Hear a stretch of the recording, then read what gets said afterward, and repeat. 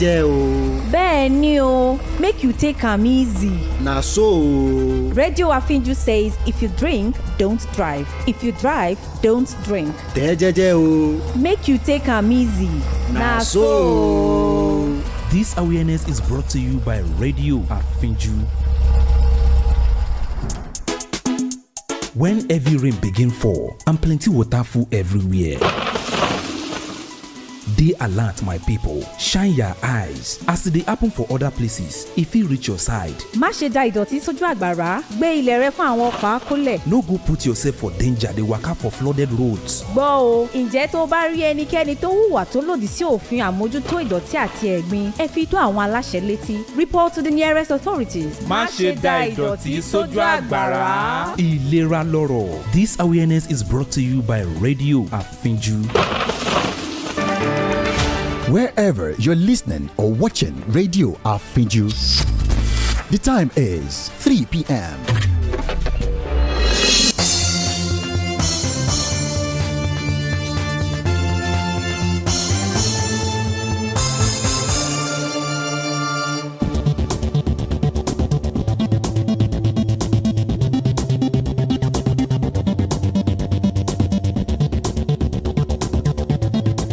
First, a look at the highlights. Appeal Court sacks Enugu Rep member, declares LP candidate winner. Mozambicans cast vote for younger president. Brazil Supreme Court lifts ban on Elon Musk's X. A very good afternoon. Here is the world news on Radio Afinju. My name is Stella. Aderanti. The news in detail. The Court of Appeal sitting in Enugu has upheld the sack of Simon Atigwe of the People's Democratic Party (PDP) from the House of Representatives by Election Petition Tribunal. The court also affirmed the declaration of Dennis Agbu of the Labour Party as the winner of the 3rd February 2024 rerun election for Igbo Ezi, North Udeno Federal Constituency. One of the Labour Party lawyers, Ifeanyi Ogenyi, who confirms this, said the judgment was unanimously delivered by the 3 members of the panel and read out by the chairman of the panel, Justice Ekanem. Recall that the Independent National Electoral Commission, INEC, had declared Atigwe the winner of the rerun election, but Agbo, who had earlier won the February 25th, 2023 election, but was sacked by the appellate court, proceeded to the tribunal to challenge Atigwe's declaration and won the case, and also at the appeal court. Voting in some areas in just the local government elections began early, even as there were delays due to the late arrival of officials for the chairmanship and councillorship posts. It was gathered that some polling units at Kugia, Bukuru Locust, Zang Commercial Secondary School reports that as of 8:45 a.m., officials of the Plateau State Independent Electoral Commission, PLASIC, were yet to be seen in these areas. It was also revealed that voting began early in some areas, such as Zawan A and B, Kuru, Du, and Rayfield, all in just south. Voting had commenced as early as 8 a.m. as both officials and voting materials were on the ground. Ondo State Governor Lucky Aiyedatiwa has sacked his Special Assistant on Forestry Central Senatorial District at Adeboye Ewinla over 30 million naira bribery allegation leveled against him. Aiyedatiwa, in a statement from his Chief Press Secretary Ebenezer Adeniyo, ordered that a probe be conducted into the allegations, adding that the sack takes immediate effect. Ewinla had, in a leaked audio, demanded the sum of will lead to their banishment from the forest reserves. Infuriated by the demand of the governor's aide, the timber traders vowed to embark on protests following an alleged claim by Ewinla that he was acting on Aiyedatiwa's order.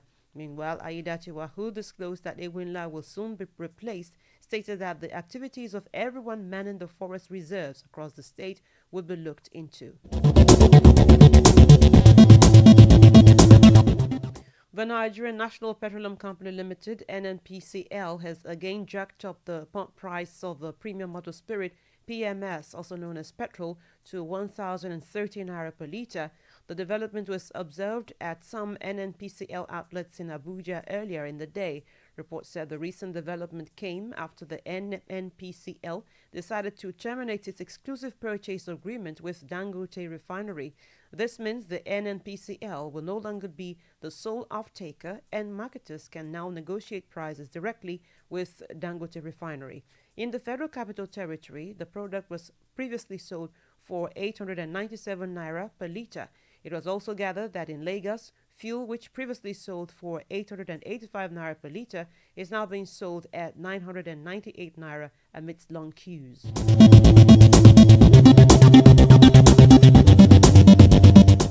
In other parts of Africa, Mozambicans are heading to the polls to vote in elections that could, for the first time, usher in a president born after the country's independence from Portuguese colonizers in 1975.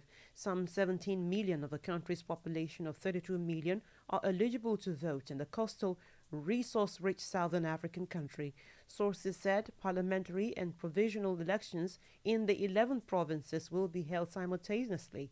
President Filipe Nyusi, 65 years old, of the governing Mozambique Liberation Front Frelimo party, will step down after 8 years in office.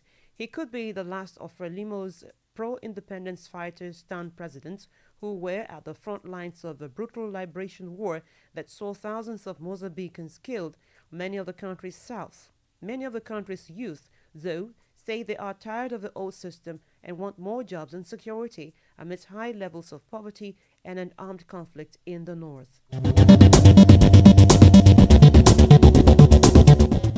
In Asia, North Korea will sever road and railway access to South Korea from today in a bid to completely separate the two countries. Its military said the North would permanently shut off and block the southern border and fortify areas on its side.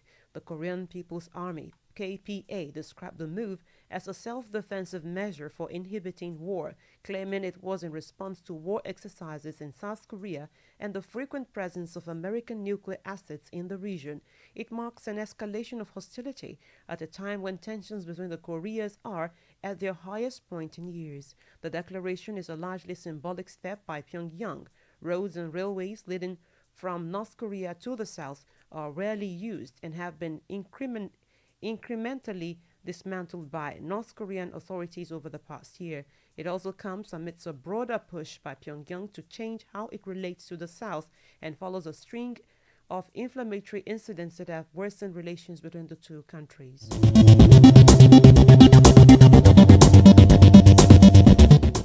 A Spanish couple on their honeymoon in Singapore have been detained after protesting against the Singaporean owner of a football club they support.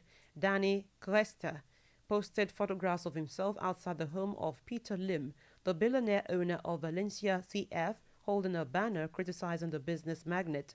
Valencia Mayor Maria Catala told reporters Cueta and his partner Marie Says were stopped while trying to leave Singapore airport and had their passports confiscated.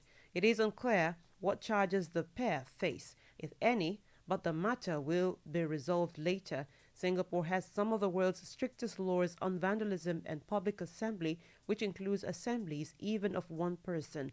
The government says these laws are necessary to maintain order and safety.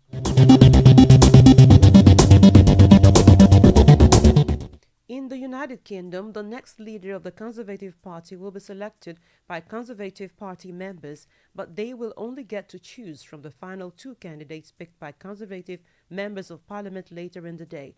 There are three candidates left: James Cleverly, Robert Jenrick and Kemi Badenoch, but just two golden tickets. The standout development in Tuesday's round of voting was James Cleverly propelling himself not just into the lead, but being miles in front. He managed 39 votes, a number even some in his own camp acknowledged was a bit higher than they were expecting.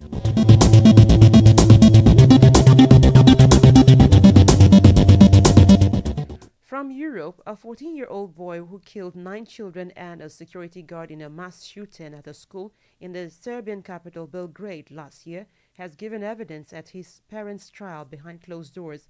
The boy, who has been held in a psychiatric institution since the May 2023 attack, cannot be put on trial because he is below the age of criminal responsibility.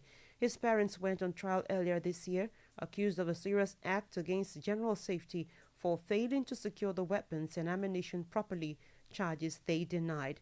Identified only as KK, the boy was brought to the court by a special escort, leaving the psychiatric hospital for the first time since the attack.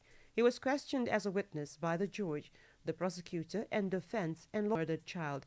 Parents of the murdered children attended the hearing in the hope of shedding light on the motive for the boy's mass shooting at Vladislav Rybnica Primary School.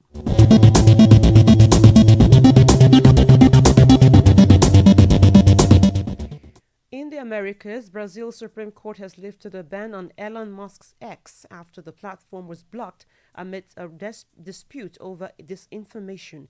He gave Brazil's communications regulator 24 hours to make the platform accessible again. Musk, the world's richest man and a self-declared free speech absolutist, has yet to react to the decision.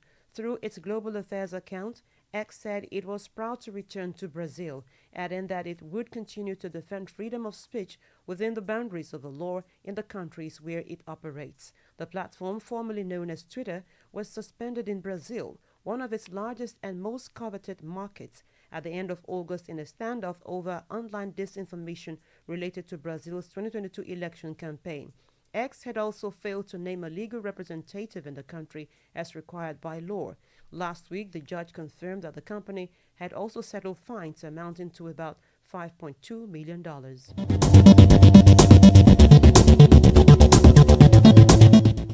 Former United States President and current Republican nominee Donald Trump is kept in regular touch with Russian President Vladimir Putin, according to new unverified claims. Bob Woodward, 81 years old, alleges Trump made at least 7 phone calls to the Russian leader since he left the Oval Office in January 2021. One of the phone calls took place as recently as earlier this year. Woodward claims in his forthcoming book, War, while Trump reportedly asked one of his aides to leave his office at his Mar-a-Lago estate so he could talk to the Russian leader. The Trump campaign has rejected the allegations. Steve Chung, the former president's communications director, said that none of the stories in Woodward's book was true. Rather, he said they were the work of a truly demented and deranged man.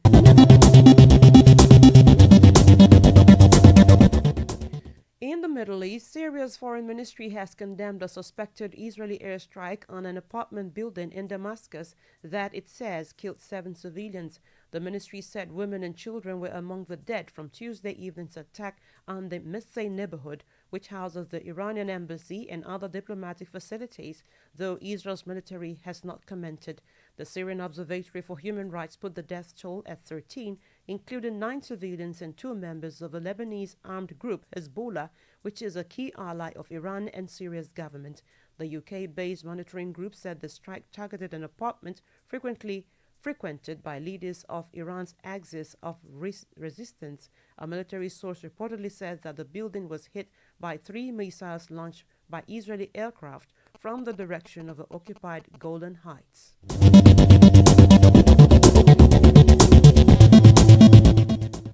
A stab 9-year stint with Liverpool at the end of last season will be starting on January 1st, 2025.